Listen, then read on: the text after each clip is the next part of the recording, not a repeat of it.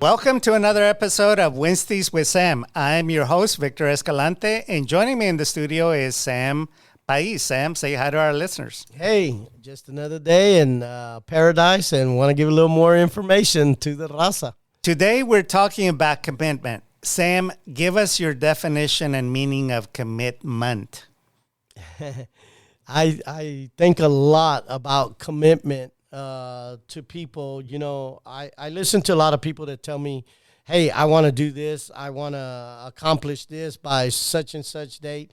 And I said, well, let me see what you got written down. Or, oh, well, no, I'm just, talking out loud. And I said, until you're committed to writing this plan down, and Stephen Covey really changed my life in the 7 Habits of Highly Effective People, because he said start with the end in mind. Mm-hmm. So you got to set the goal. What does it look like?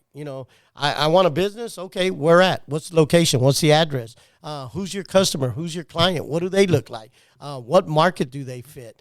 And so for people, I tell people, whether you're committed to your marriage, what does that vow mean for you when you're up there and you say, I do, before God? Because I fear God, and I'm a godly man, and I believe that I'm not perfect. I repented and asked Jesus into my life, but I tell people all the time, that vow and that marriage, I watch my mom commit to my dad, commit to us kids, and commit to her siblings, her mother, and the household, and just was an amazing woman for me as an example of what it was to be committed.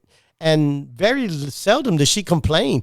I mean, I remember a time that we went to Prince's Burgers. I don't know if people remember Prince's Burgers, but there's 6 of us, and my mother ordered a strawberry shake. And, At the Sheraton? Yeah, she gave everybody a little taste. By the time she got it back, there was nothing left. And, oh, my God, she had an expression and wanted to get mad, but at the same time, a joy that she was committed to her kids, yes, to give the shake, to give her all. And I seen my dad, I know he loved her, but there was that machismo, maybe the womanizing in his life that really created a division with him and my mom, and they eventually ended up separating after 26 years. But I watched that commitment. I've been married 37 years now with my wife, and I take that vow seriously in what I'm doing, to commit it to not only to her, but to my children, to my grandchildren, and to the family, just like my mother and my grandmother did. And I take that really, really personal in my life, and I've applied that to business. If I say I'm going to do something, I'm committed, whether I charged right, I didn't charge enough, I'm committed to see it finalized and finished, because the outcome, the joy, that the expression of those clients that I just took care of, the $1 million offer and compromise. I could not get enough thank yous from the wife. And the daughter was going through medical issues, and they're just going through a real struggle, and they were falling apart, and it was causing division even in the marriage. And once we resolved it, there was like a peace over them. And I didn't charge what I should have charged. And my wife was like, you do these big things. And I said, but D, we can't complain. We're blessed. Look at all the clients we have right now. So, my wife realizes that after 37 years, this has been our growth. So, listeners, if you're hearing this for the first time, what Sam is talking about is he recently settled a case with the IRS with a gentleman who had a debt of over $1 million, and he got a settlement for how much, Sam? $9,000. $9,000. Imagine going from $1 million to $9,000. A big accomplishment. And of course, Sam will help you too if you're struggling with any kind of IRS issues from your taxes not being done, taxes that you owe, years that you have not filed. It's like Sam is here to help you with everything. Back to our topic of commitment, Sam. Give us an example of how, when you commit to launching a new business, what is your thought process? What do you do? Before, I used to just jump in it if I thought it was a great idea. That's gambling, okay? Yes, you're taking a lot of risk. Now with businesses like this merchant account that we just started, I researched probably about 50 different merchant gateways. I did a lot of due diligence, and then I chose the one that had a dashboard that could connect to my software so that it's easy access for me, my accounting team, and also for my clients to see their back end and their commissions and everything else. So I did a lot of research on it, and I was committed, and it's been 2 years that I was committed to see this through, and finally got it done about 60 days ago. And the benefit that people need to know, Sam, is if you have bad credit, a traditional merchant services company or bank will typically not deal with you or charge exorbitant fees. Yes. To process these credit card payments, and you have bypassed that, disrupting the market, offering not only a discounted price, but even a rebate to whoever does business with you. That's it. That's it. We believe in giving back to those. People can't believe you're doing this. No, okay, right? they told me. What are people telling you? Man, I went to one client, but how are you doing this? I don't get it. I don't understand. I said, well, just understand that every month I'm going to show up with a check, or it's going to go, it goes straight into your bank account. I don't show up with a check, but it goes direct deposit. But I don't touch any of those commissions. The main company splits the commissions for us, and everybody gets their part, and everybody gets to see what people are making. It sounds too good to be true. Yes, it sounds too good to be true. And the people that I got right now that I done delivered a few checks to were like, "Oh my God, Sam, this is really, it's working."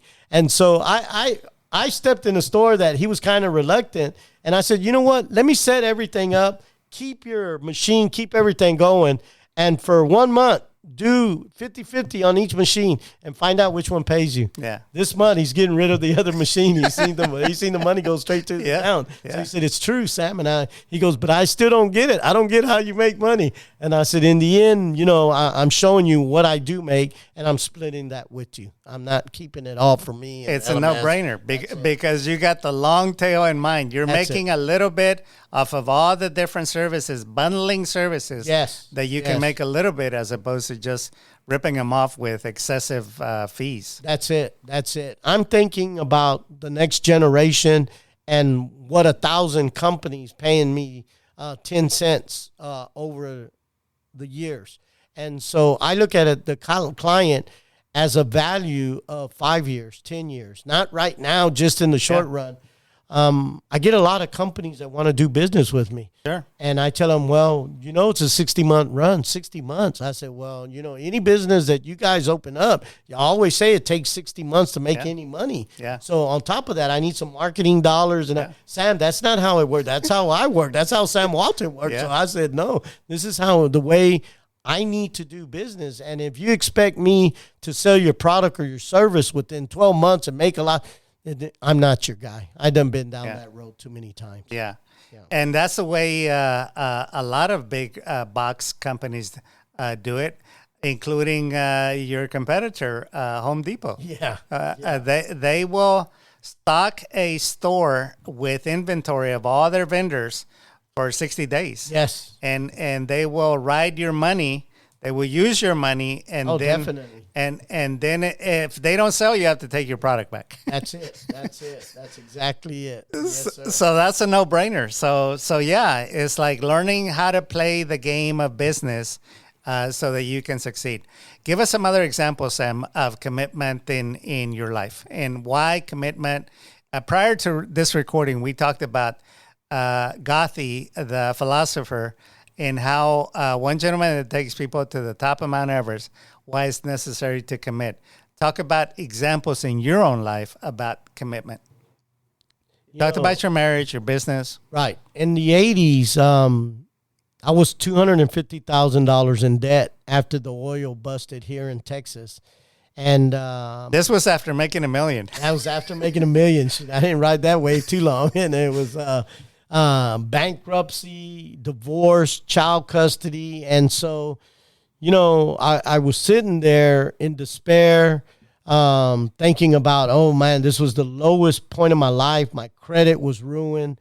And, you're thinking there that you're a complete failure after succeeding to create 6 or 7 tow trucks, building the body shop, making $1 million, and just being able to, everything you touch turned to gold. And now you're in despair and just falling apart. And so my brother, I'll never forget, my brother Joe came to me and he said, bro, it's not the end of the world. We can get back from this. He says, we're 19 years old. I was 19, he was 18. He says, we can bounce back from this. And, I went through the bankruptcy courts and understood the process. I went through the divorce courts and understood that process. And at the end of the day, I realized that, my brother was right, that I needed to shift my mindset from the negativity and the mountain that was in front of me and trying to figure out how I was going to go up the mountain, around the mountain, through the mountain, but figure out what I needed to do. Now, it took me about 10 years to come back from that, but it made me stronger and made me realize that I was committed to growing my dad's business and supplying the abundance of what the result wanted to be. Yes, and that's how you build character. When you commit to a certain path and there's no turning back, that's when you develop the character to stick to it. And of course, think about it, Sam. Think about how that has returned back to you many times by developing the character to be a person that is trustworthy, a person that will help out your clients, excuse me, when they're at an impasse, that there's no other way that they can move forward, right, unless you rescue them. And again, that's character. That's why you have clients for life. Oh, yes. You probably have clients of several generations, right? I do. I got clients that have been with me since the start. They go, man, Sam, you remember when you were in that little old hut selling pagers and that body shop? Yeah, I remember. And I got pictures that I'm going to release in the book from where we started and how we started until what we look like today and where we're going to the future blueprints that we're drawing up now. Yeah. But, I've been through it, not just the 80s, 2008, 2009. I was $2.5 million upside down. Wow. And so do I give up? Am I committed? They say is the chicken or the pig, which one's committed? So, we know the pig's committed, right? So, being $2.5 million upside down, my wife asked me, what are you going to do? You're $2.5 million upside down. What are you going to do? And I said, baby, in the 80s, I was $250,000 upside down. And that's just more numbers. Yeah. More zeros after. More zeros. So, she goes, but that was 250, but now $2.5 million. So I put a big zero on the board. We have this board in the classroom. And she goes, what's the zero for? Well, give me the definition of a zero. And she goes, it's nothing. And then I put the 250,000. That was the 80s. And all I did was add a zero, babe. Yeah. My goal is 10 million. Now I got to make 12.5 million to pay off the 2.5 million and make the 10 million my goal. So that was my commitment at that time. And so people ask me, well, you reached that goal. And I said, I did. And that's the beauty of it, because once you know how to do it, you can do it again. Over and over. That's why people that don't come from fortunes, where they are self-made, they will make their first million, but they can't keep it because they don't know how to keep it. Right. They don't know how to manage it. That's it. And it's not until I've read that it's not until like the third that you can keep it, because by then you've got the experience. Yes. You got all of the infrastructure, and you know how to make better decisions. That's it. You start putting in the right people, smarter people than you. You always got to hire smarter people that'll tell you what to do. And the people said, tell you what to do. Exactly. Because if I got to tell them all day long what to do, then we got an issue. So, you really, really have to have a mindset of looking at what it is you really want to do. And regardless of the obstacles and the high waters and everything that come at you, because they're going to come at you. It's not straightforward. It's moving forward. And so I just tell people, you really got to set that mindset in that God will see you through if you follow your plan and you move without doubt and with that faith that you can acknowledge and recognize that you can do it, but you surround yourself with the right people. And friends, you need to buy Sam's upcoming book. You need to pre-order. Go to his LinkedIn page because you can read the first chapter, and now you can pre-order at a discount where Sam is going to talk about commitment more in depth. So be sure and pick up the new book. Yes, sir. Sam, tell us about the new book.